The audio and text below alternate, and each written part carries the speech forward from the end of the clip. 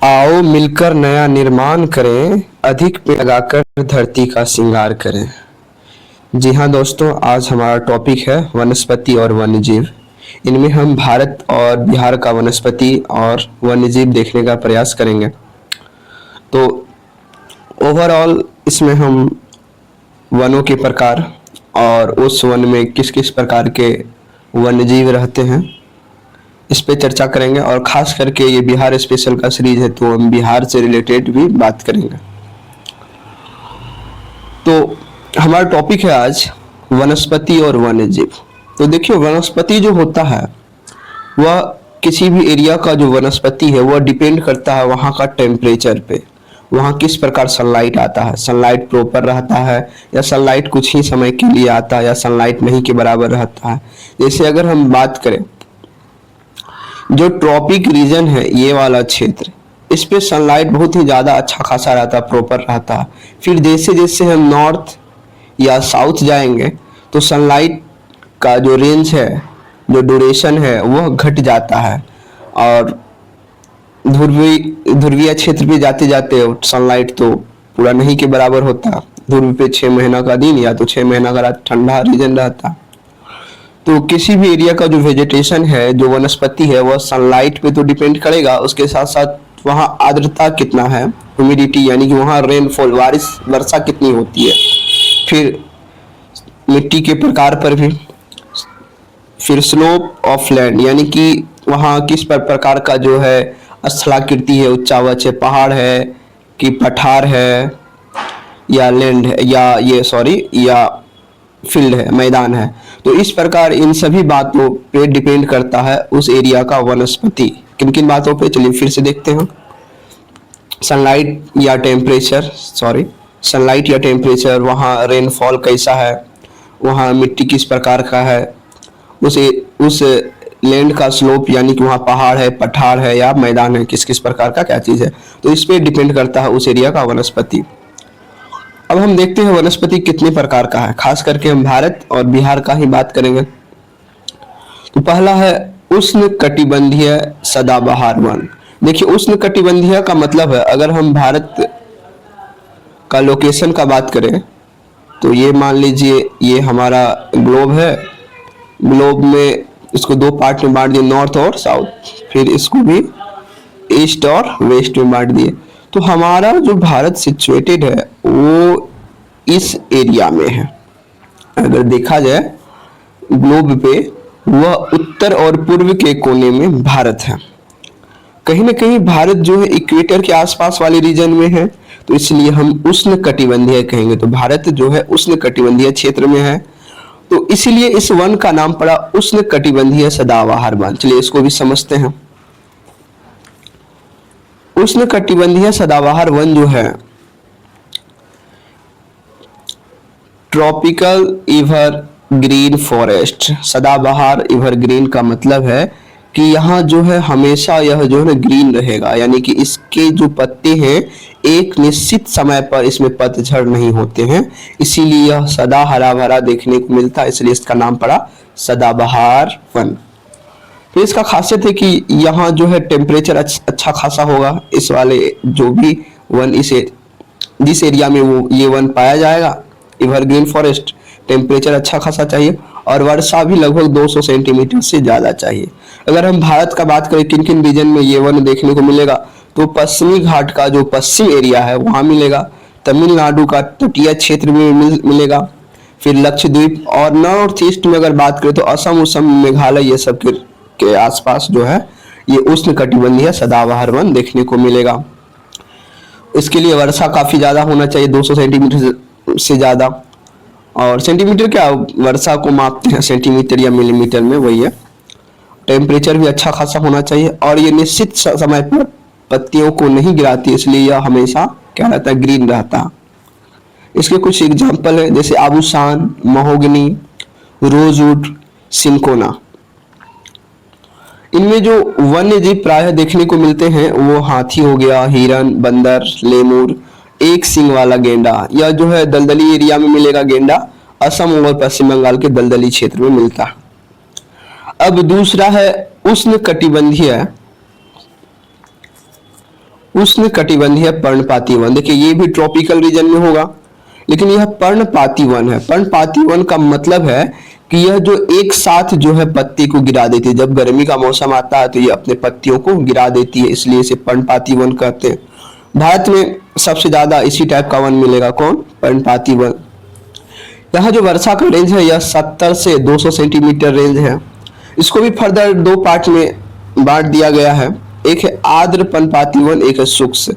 जहाँ वर्षा 100 से 200 सेंटीमीटर के बीच हो वहाँ आर्द्र पर्णपाती वन देखने को मिलेगा, जैसे नॉर्थ ईस्ट के स्टेट में, हिमालय के निचले एरिया में, झारखंड, छत्तीसगढ़, ये सब में मिलेगा। इसका जो एग्जाम्पल है बांस है, साल है, सहतूत, शीशम और चंदन। फिर एक है शुष्क पर्णपाती वन, जहाँ वर्षा क्या हो, इनसे कम हो, यानी कि यह 70 से 100 के ही बीच हो। तो आर्द्र में क्या था, 100 से 200 सेंटीमीटर, और शुष्क में 70 से 100 सेंटीमीटर जहाँ वर्षा हो उस वाले क्षेत्र में शुष्क पर्णपाती वन पाया जाएगा। इसके एग्जाम्पल जो है नीम, पीपल, सागौन, ये सब है। यूपी बिहार वाले एरिया में यह वन ज्यादा देखने को मिलेगा। फिर इसके बाद है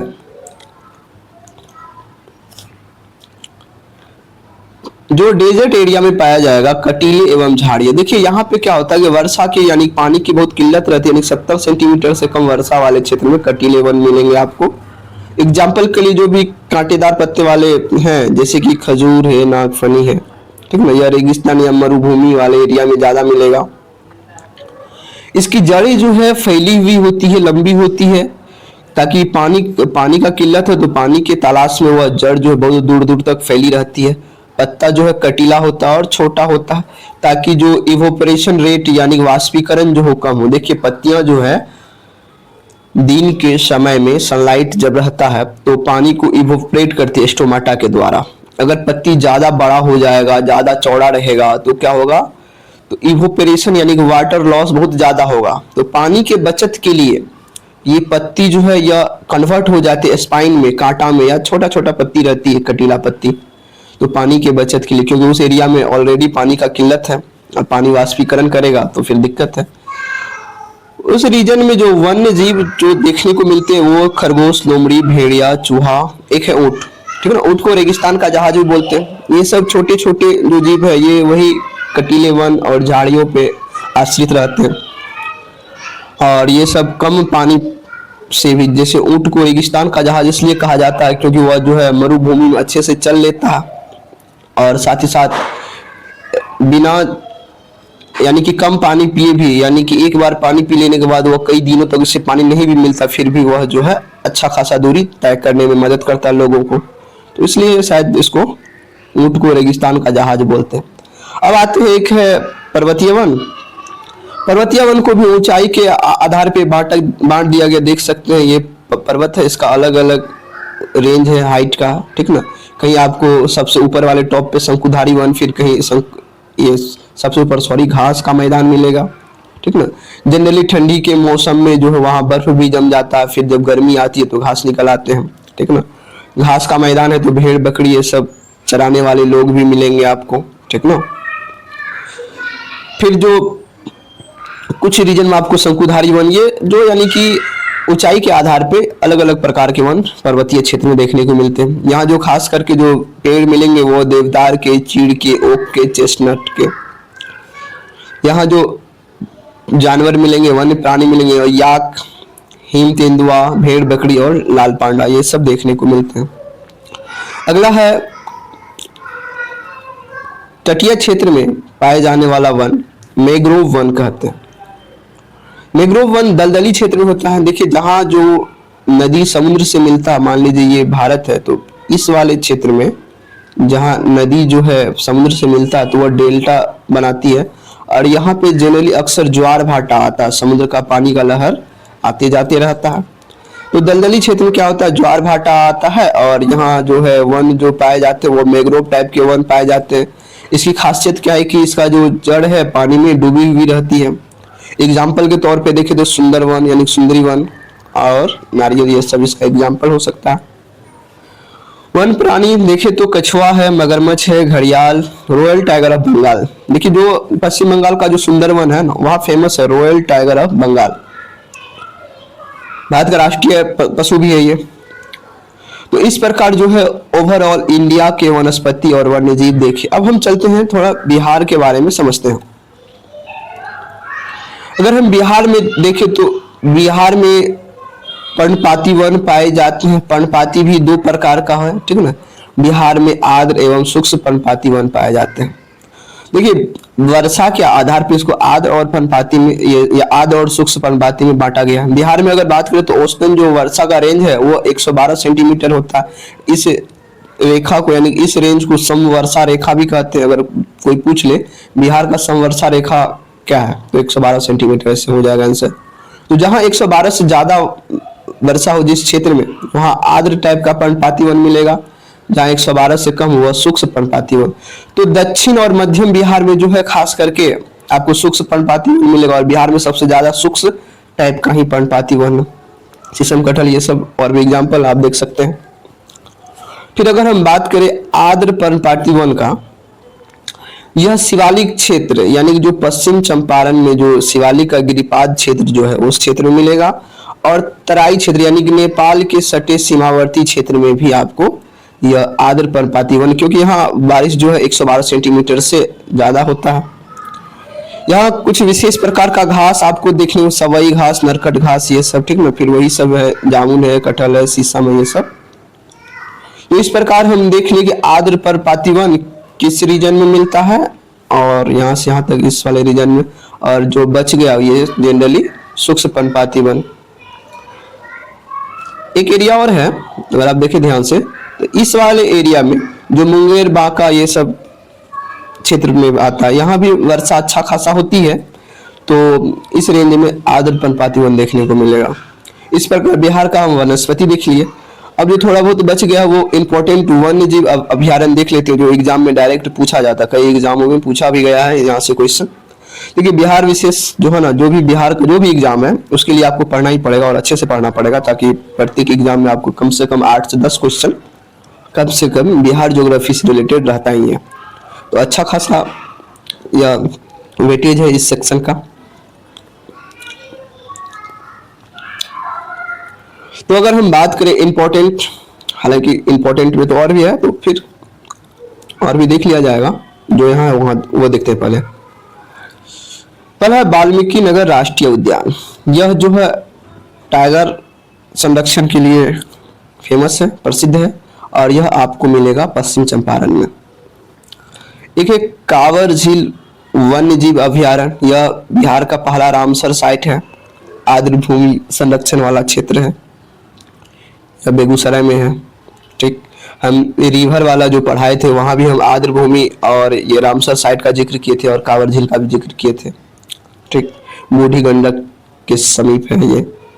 फिर भीम बांध जो वन्य जीव अभ्यारण्य है, यह मुंगेर में है। उदयपुर जो है पश्चिम चंपारण में। गौतम बुद्ध वन्य जीव अभ्यारण्य आपको गया में। एक है नागी नट्टी, ठीक ना, एक है नागी नट्टी, वो भी रामसर साइड है, वो जमुई में है। ये भी आप ध्यान में रख सकते हैं।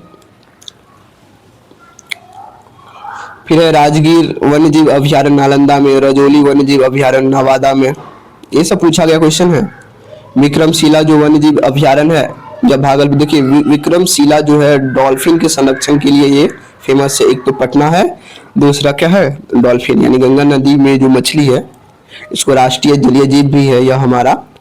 तो इसके संरक्षण के लिए, प्रोटेक्शन के लिए विक्रमशिला। और है बड़ेला सलीम अली पक्षी अभ्यारण्य, वैशाली में है। देखिए सलीम अली जो है इसको bird man of the India कहते हैं। तो इस प्रकार जो है हमारा बिहार का और भारत का वनस्पति और वन्य जीव वाला टॉपिक कंप्लीट हुआ। अगले लेक्चर में जो बिहार का उद्योग और खनिज वाला जो पार्ट बच गया उसको कवर करेंगे। फिर हम कोशिश करेंगे कि इनसे आगे निकल करके पॉलिटी का भी एक सीरीज चलाएं, ताकि जो भी दोस्त, जो भी फ्रेंड्स किसी भी एग्जाम में, वनडे एग्जामिनेशन में बैठेंगे तो उसको वहां से बेसिक क्लियर हो जाएगा। तो थैंक यू, आज के वीडियो में इतना ही।